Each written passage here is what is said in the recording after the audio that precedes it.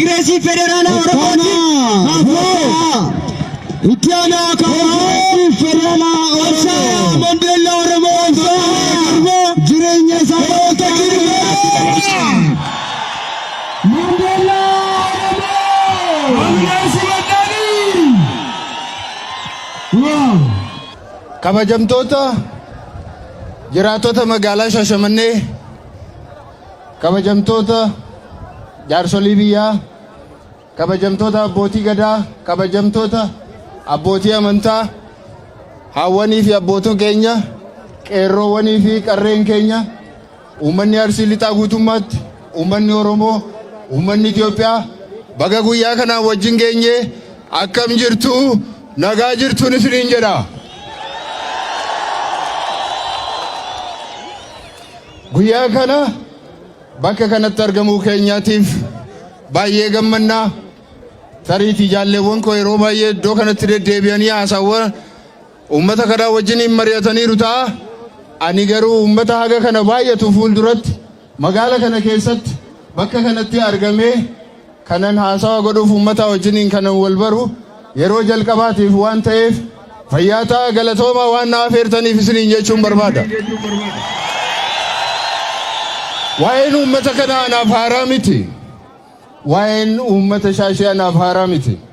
Qaamaan yeroo jalqabaatiif kanan bakka kanatti argame yoo ta'e iyyuu qalbiin koo, hafuurri koo, qaamni koo as isinii wajjin ture, isinii wajjin jira jechuun nan danda'a. Waan isin hojjettan hundumtu, waan isin hojjechaa turtan hundumtu, qabsoo isin geggeessaa turtan hundumtuu quba nan qaba, nan beeka. Gootummaa keessan nan beeka, sabboonummaa keessan irratti shakkii hin qabu, Oromummaa keessan irratti shakkii hin qabu, Itoophiyaummaa keessan irratti tokkollee shakkii hin qabu. Keessumaa as kana har'a waltajjii kanarratti yookaan naannoo istaadiyeemii kanatti hiriyyoowwan koo kan nu wajjin turan, maakalaawii keessatti nu wajjin dararamaa kan turtan, baatuu yookaan Zowaay keessa mana hidhaa nu waliin kan turtan, akkasumas Qaallittii kan turtan hedduu akkasin taatan ijoollee Shaashee isinin beeka. Fayyaa ta'aa galatoomaa baga guyyaa akkasii kana bakka kana iddoo kanatti wal agarree isinin jechuun barbaada. Dadhabbii keessaniin dhufe, dadhabbii uummanni kun godheen, qabsoo uummanni kun raawwateen osoo walirraa hin kutin adda keessan rasaasaaf kennitanii yeroo keessan gubdanii itti reebamtanii itti duutanii guyyaa kana nu argamsiistanii fayyaa ta'an isiniin jechuu barbaada. Egaa waan baay'ee jechuun ni danda'ama.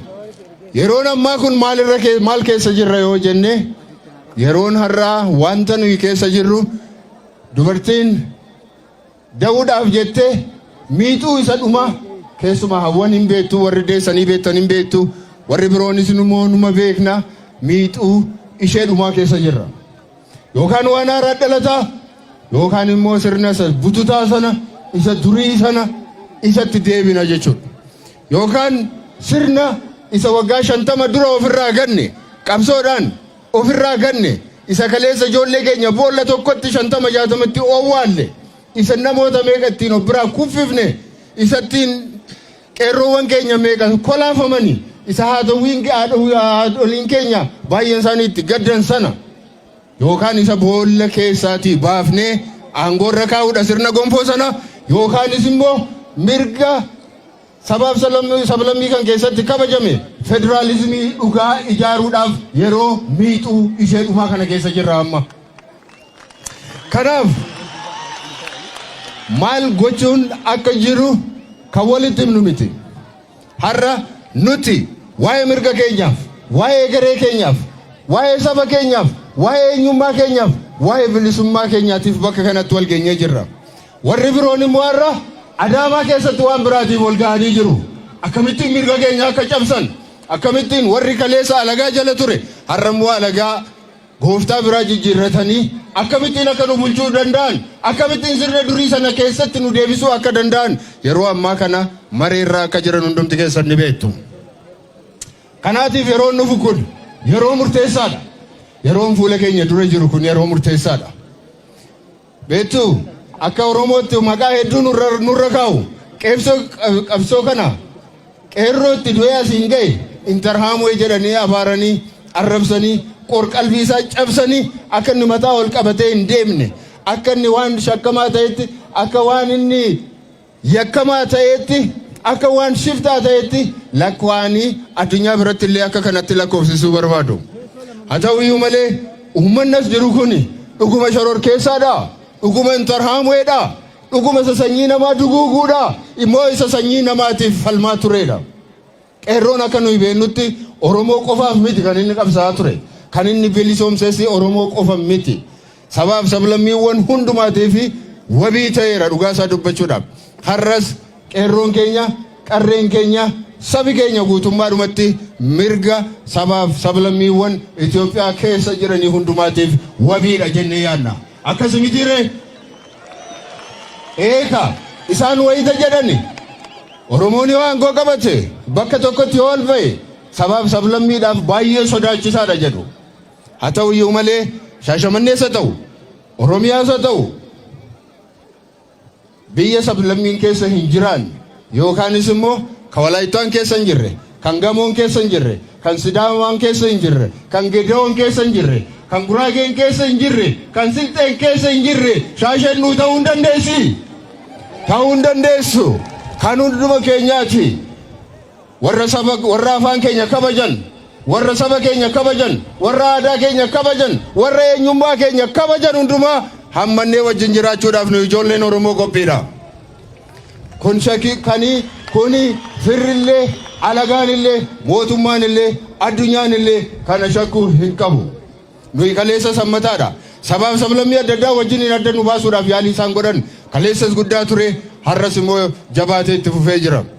Fakkeenyaatiif dhiyooma kana waggaa darbe keessa hin yaadattu yoo ta'e uummata Gaamoo wajjin walitti nu naquudhaaf, walitti nu buusuudhaaf yaaliin guddaa godhamee jira.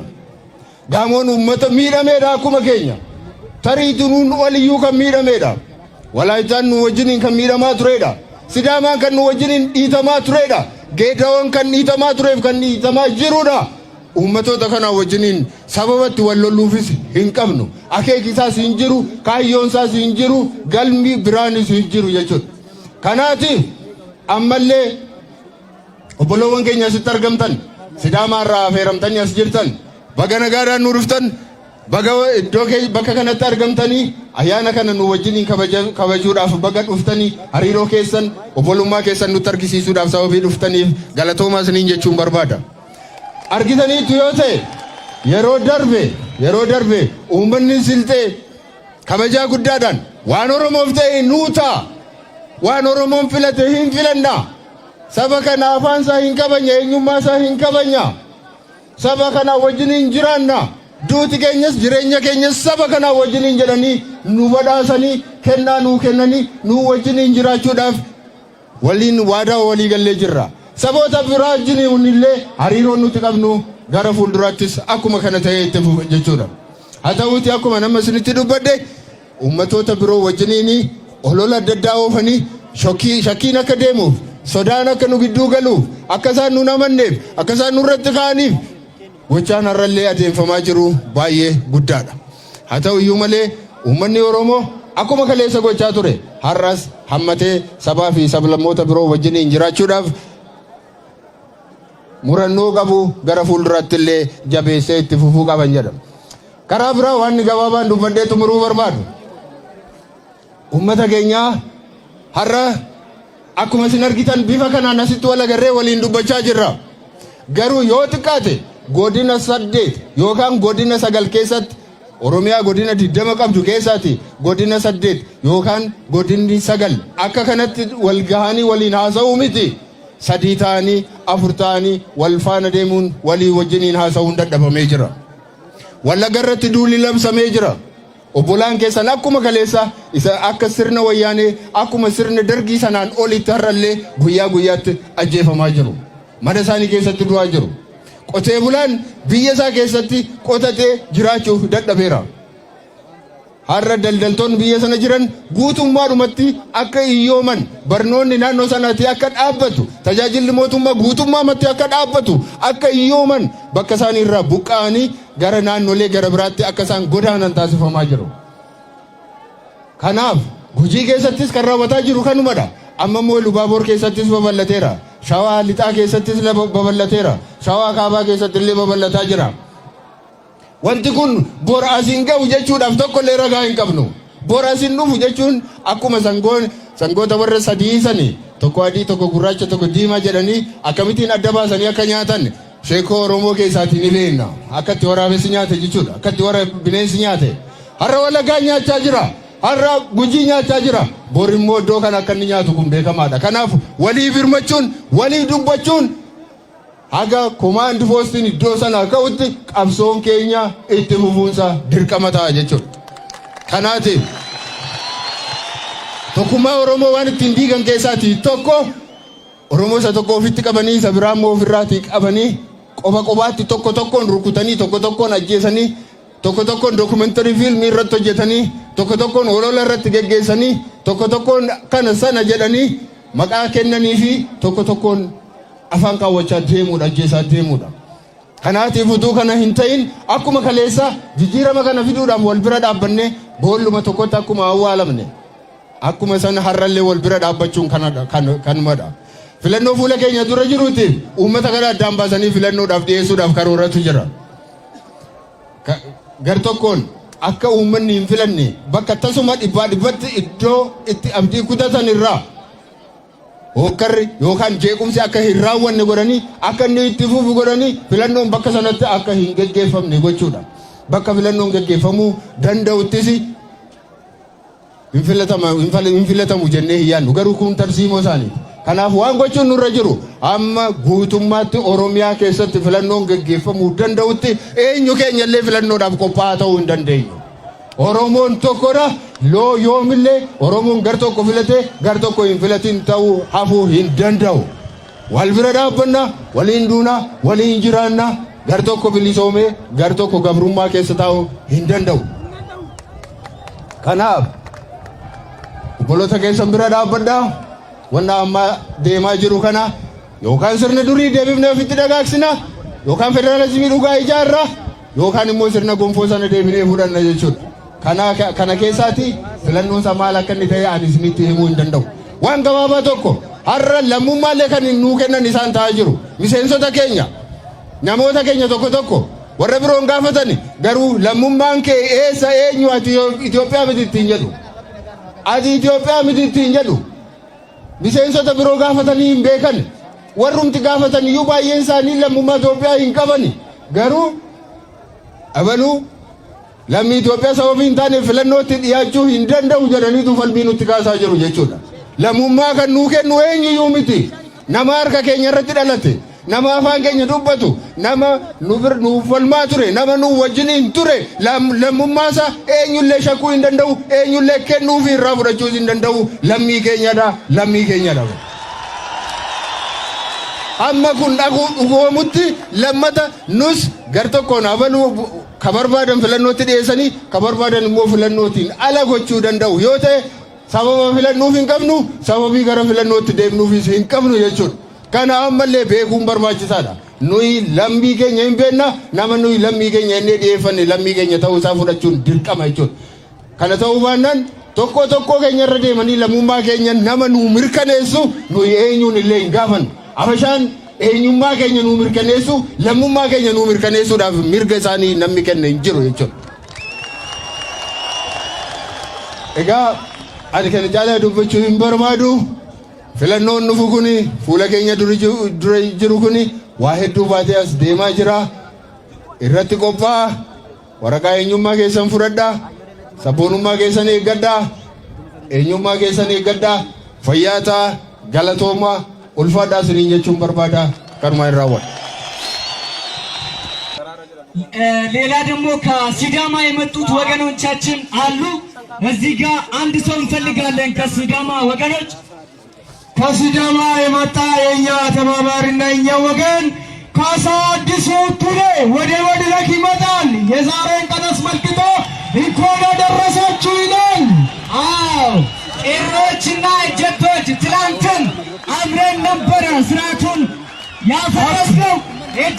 ወገኖቻችን እንነግራችኋለን። ከሲዳማ የተወከሉትን ሲዳማ በሉ እስኪ ሲዳማ ሲዳማ ሲዳማ ሲዳማ ሲዳማ ሲዳማ ሲዳማ ኤጀቶ በሉት እስኪ ኤጀቶ ኤጀቶ ኤጀቶ እሺ afaa oromoo kanallee dadabseen keessa dadaballee loogeen dubbadhee daddee'u anillee sidaamallee oromoodha gaafa oromoo wayyaanee gaafa injifata arganna jettee nuti baddaa atoo jirru gaafa finfinnee seentee nama keenna gariin boojjitee boojjatee ka warra fidde waliini gaafa nuu'iitu naafa gaafa nummiitu shigigiri mangistii odegii oromoo keessa yoo baatu nami bahee nuuma oromoo isin gaafa baatanii baalee gaafa haatanii haalee sumaalee keessa nam waggaa hedduu nami ture nuuma haa baanee bara haadhumaan nu malee waaqa guutuufa nami karaa nuu ciree akka haajii quntaafa akka haajii daawudiifa nami karaa nuu ciree sumaalee keessa daddannee maqaa oromoo maqaa sidaama oli goonee garbuu tana keessa hin baanna hin mokkorra yoo jennullee mala birrii nuu bitataa ilma keenya nuu bitataa ilma keenya nuufi nuu atoo deebittu boojjitee warra fidde timirtii kennite nurra atoo keettu baay'ee kusuun nuu fakkanee lafa buufsicha daddannee reefuu lafa buufatarra mee attaan jirtani nuu isii wal jirra gaafa hin geddaani qeerrooteena nuuti kilaashii duula baane isi dadha biirii fi warqataani duulichaan duula bayicha yoo hiittani nuuti ammallee nuuna attaan nu kaachani bada ijoollee qeerrooteena isi wajjin jirra isin irraa ammallee hannu addaan karaa biree hanqannu karaa qannu karaa teennallee isinuma karaa keenya leesinuma ijji teenya leesinuma ndullee isin addanna nu adda taartani nu beeksini walii jirra killiliini gaafa hin jeddaa killiliini gaafanne killilii tana dhaqnaafanne bara jaanoeti xaqilayi gizaatii nuu jette sidaamoo xaqila gizaatii nuun jedhani bara dargii kifilaa garii sidaamoo nuun jedhani bara wayyaanee karaa aqxaacaani maan nuun jedhani maqaa keenya kaani nu balleessani abboo maqaa ifii bulla federaalii dhugaa barbaannaa too jennu salaam salfii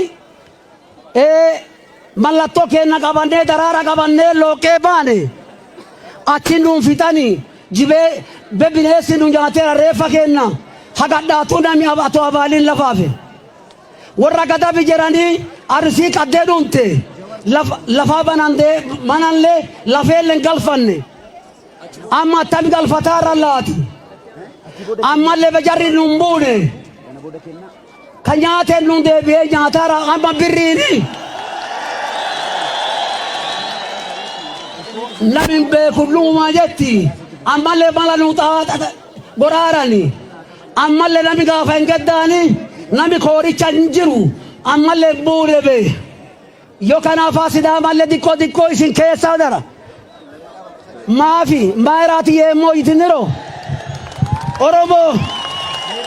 oromoo kindeene doyenoomoo ninke kindeeti kinde ninkeeti xaaddi addaa badate warri semeeni dhufu duri isii shuuminata yoo dhuttee asi furattu nuu duruu garbumma nuun kennitee deebti amma lamuun achiin nuun garbooffattu hirannee isinirra jirra wari jirra adda nuun baasanu du'illee adda nu baasu waraana adda nuun baasanu wali jirra bineensi akka adda baasee akka nu nyaanne nu nyaataa jirti. Nu nyaataa jirti jabaadha isini wal jirra rabbi nu tissu armaachi rabbiille nu dhiisu taraan kenna Oromoo ol jira reefim lafee kenna kabaddaa jirtu ammallee lafuma achuma jirti hin beektanu isini lafuma lafee badda jirti ammallee galle kenna karaa Sumaalee namni dhube achi lafee nu jirti ani warra shawwee seenee gaafa diimaa nagoofi gaafa leencoollee ta'achi baatu narii gammadaa faa walii kumsaa gadaa faa walii nami shawwee basaltaja seenee abbaa waraanaa Sidaamaa anuma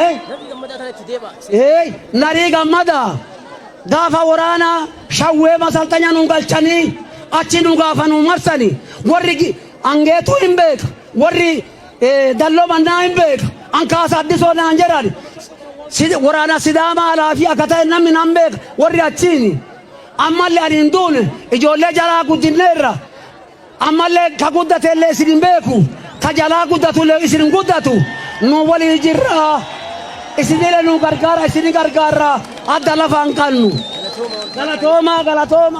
galatoomaa isin jedha.